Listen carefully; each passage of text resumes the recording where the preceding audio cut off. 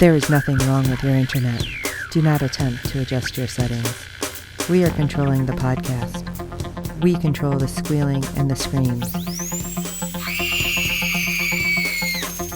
We can make your heart flutter, your eyes blur from tears, or sharpen your mind to crystal clarity. For the next hour, sit back. We are in control of what you hear. We repeat, there is nothing wrong with your settings. You are about to experience the awe and mystery known as the female mind. You are now entering the Fangirl Zone. Welcome to the Mudhorn Clancast on the Fangirl Zone. I am Beskar Dave. And I'm Sith Lord Steve. Unfortunately, Sean had some family business to take care of, so she couldn't make it, but Dave and I will try to get through this. Today we're talking The Acolyte, titled Day, episode 4 of season 1. We're already halfway through the season. This episode was written by Leslie Headland, Amanda Steinberg, and Charlie Bennett, and directed by Alex Garcia Lopez. And now for the episode recap. Racing to the next target, the Jedi head to a new world as they close in on a clever assassin. Brevity in all things. Yes. Okay, tell me what your initial reaction is, Steve. Then I'll lay mine on you. Okay. It definitely was a cliffhanger ending, which kind of took me out of the episode at the end. But otherwise, I thought it was a decent episode. It looked like our Wookiee Jedi didn't make it, so that wasn't good. No. And who knows who's going to survive on the planet with somebody's mama's there. Yeah, I think so. When I was talking with Sean the other day, I told her about my coral theory, the birth mother. Yes. When Sean posted that article and I read it, I came back and told her, I think it's coral. Yeah. I think she survived and rescued the falling May. Yep. And turned her to the dark side. So my initial reaction, I wrote down in my notes, is I don't know what to make the direction of this show. Right. I'm less positive than you. The brevity of this episode was stunning, too. Yes. I don't mind a cliffhanger, but just black and just gone. It's almost like they deliberately truncated it. Maybe the other half or whatever the episode, they said, let's end it here and we'll show the rest edited into the rest of the season, which is a little strange. I don't know. Does that mean they don't have confidence in what they're doing, or they just like fading, going to black and ending the episode with a boom? Yeah. I guess we'll just have to wait to find out. Yeah. The viewing public is not happy, though. I'm sure. Yeah. I can understand why, I don't have patience with the viewing public. But we're not learning anything, and I don't know. And Jedi are dropping like mad. Yep. So here's my hot prediction. Saul's going to be dead in the next episode. Yeah. Yeah, it's just going to go out without him. Kidding. Yeah. I can see Yord and Keki trying to take out the bad guys. That would not be good. Yeah. Oh, by the way, I'm stunned that there's anybody on that planet at all. When Jedi landed and they met the unfriendly inhabitants, like, what? There's people there? Yeah.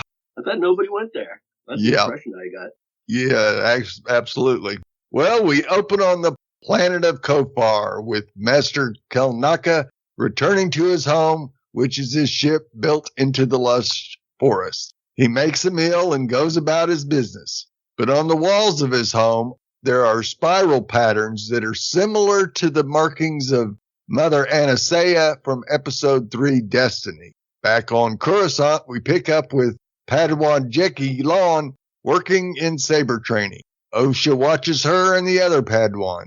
Friendly reminder, Jeki's master Saul was Osha's former master before she left the Jedi Order. The lesson ends and Jeki goes to meet Osha. She's there to say goodbye to the Padawan and to thank Jeki for her help in clearing Osha's name and finding her twin sister May. Jeki figured Osha would have stayed until they at least captured May, but Osha counters saying it's the Jedi's problem. That was a weird line. It was a weird line. And you know that the spiral was spotted inside? Yes. There were several different ones. So yeah. It makes me think there was another reason why those original 4 were on that planet. And you know how Saul keeps telling Oshi that. I'll explain it to you sometime when we get back. Yeah. So there's some underlying reason they screwed up, I guess, why they were there, because of the connection between Kalnaka and Coven. So Right. where'd that come? That can only mean there is some back history, and maybe it has to do with the Jedi screw up. But we have no idea what it is. Yep, absolutely. And only 4 episodes to find out. So Osha flat out says she's not a Jedi. Despite mourning the time lost from her sister, she can't be the one who brings May in. She also can't bring herself to say goodbye to her former master Saul. She's a bundle of laughs. Back on Kofar, a ship lands in the wilderness, and it's May and her sketchy but quirky partner in crime, Khmer. He stops May from running off into the forest, saying that Kofar is mostly uncharted and not even bounty hunters will step foot in the forest. He stops May from running off into the forest, saying that Khmer has been there before and happened to find Kalnaka in the big scary woods, and makes squeaking animal noises to find Jedi for her master, which May doesn't believe as Khmer trips over his own bag. I think he's doing that stuff, looking dumb on purpose. Khmer corrects her, saying he risked his life to help May, not her master. She needs him, reminds her that Osha's being alive doesn't change her mission. She still made some sort of deal which involved killing a Wookiee. That they head out. Back with the Jedi, Master Saul and his group of Jedi analyze footage of May's previous attack. They note her skill, but her motions guide her, so apparently not totally schooled. Right. Okay. While she might not know the identity of her master, she does fear whoever he is, which I also think is a lark. They always Yes. He. Yeah. I don't think so. They muse on different theories about whether this is a splinter force order or something worse. Some of the Jedi want to blow up May off, or in Saul's case, note how underskilled she is. Jedi Master Venestra Rowe feels there is a more serious situation as May has already killed 2 Jedi Masters, Gara and Torben, and were both on Brendok 16 years prior with Kanaka and Sol. Plot thickens. Venestra thinks May, trained by a Jedi, doesn't want to inform the High Council. I think that's a lark also. Yes, I do too. He and Jedi, it's going to be the big switcheroo. So, and again, Venestra is afraid. Bad press. Yes. That would mean that if they inform the High Council, they would have to get the Senate involved. She wants to be quiet. Well, that stinks of conspiracy. Yes, it does. Venestra ends the meeting by giving the order to extract Kalnaka from Kofar.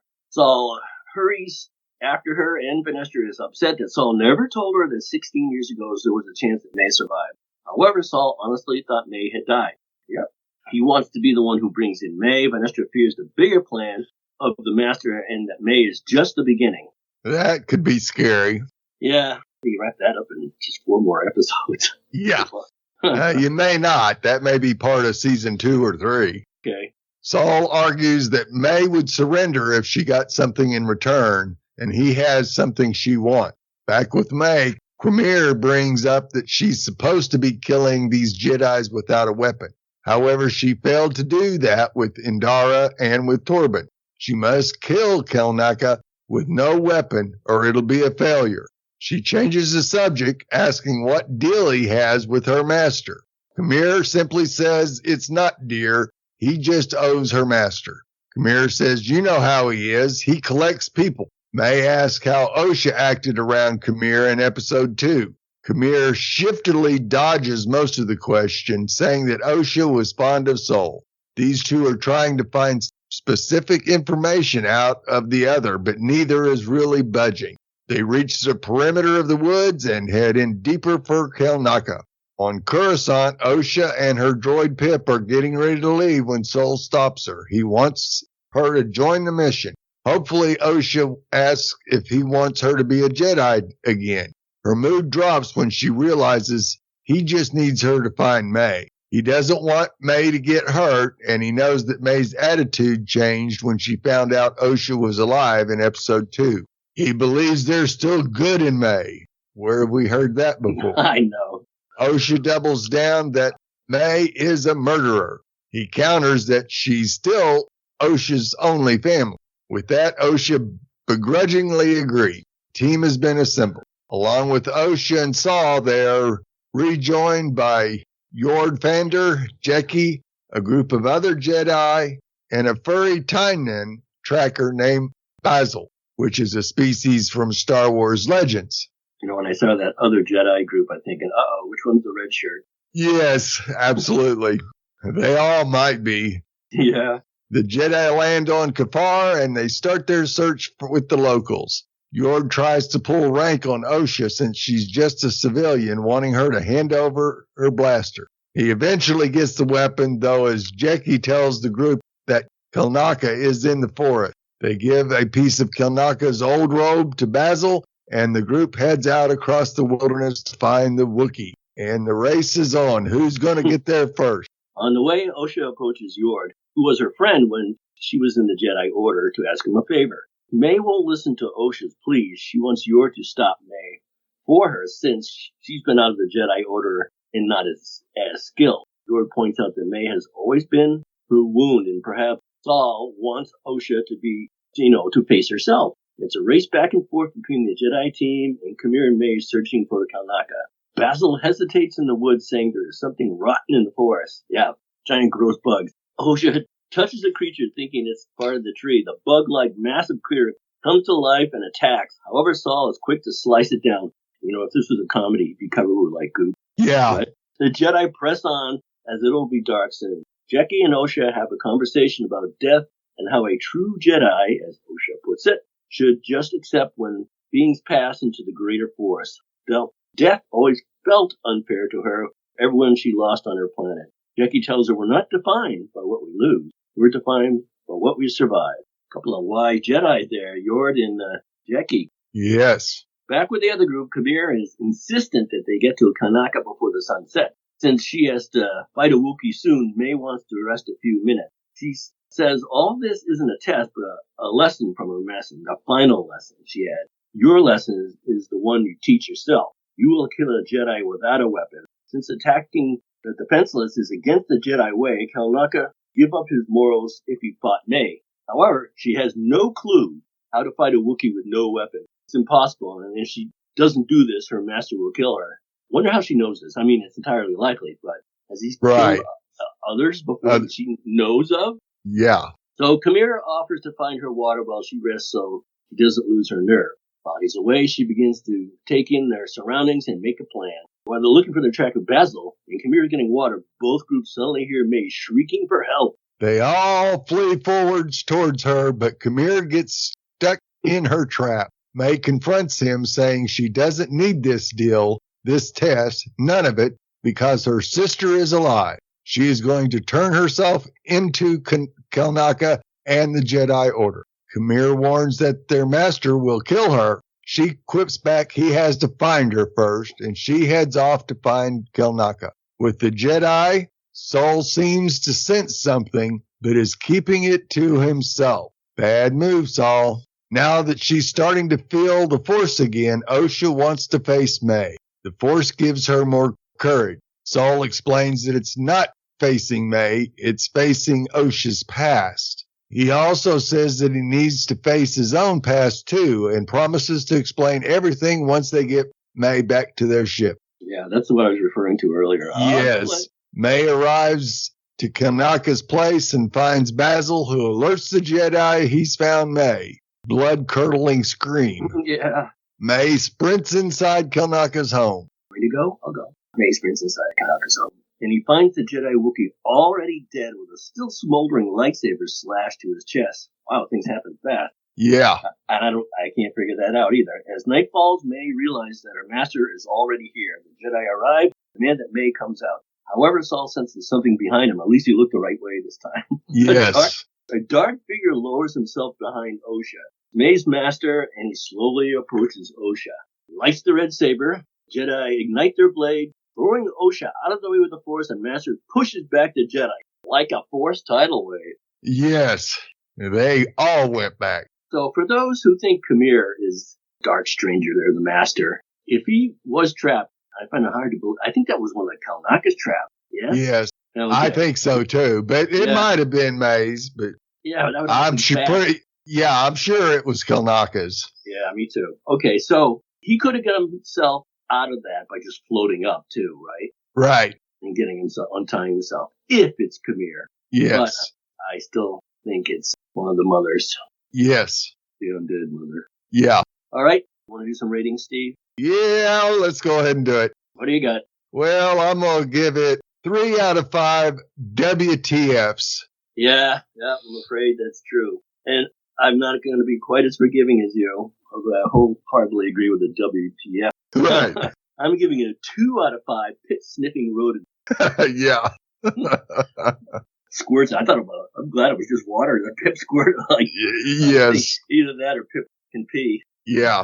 Well, we'd love to hear your thoughts on each and every episode this season. Our deadline for feedback is 6 p.m. Eastern every Friday during the season. You can send your feedback, be it email or audio, to contact us at fangirlzone.com. Please review and rate us on iTunes and any other platform you use for your podcast. With good ratings and reviews, it helps other fans of the show find us, as there are plenty of other Acolyte podcasts out there. Tell your friends, and I hope you're enjoying our podcast. Don't forget to check out the other great Fangirl Zone podcasts. And you can find those other great Fangirl Zone podcasts at www.fangirlzone.com. You can check out our contact page, which will give you all of our contact information and ways to get a hold of us. And for this episode of the Mudhorn Claddencast, I'm Sith Lord Steve. You need me so you can get to her. And this is Beskar Dave.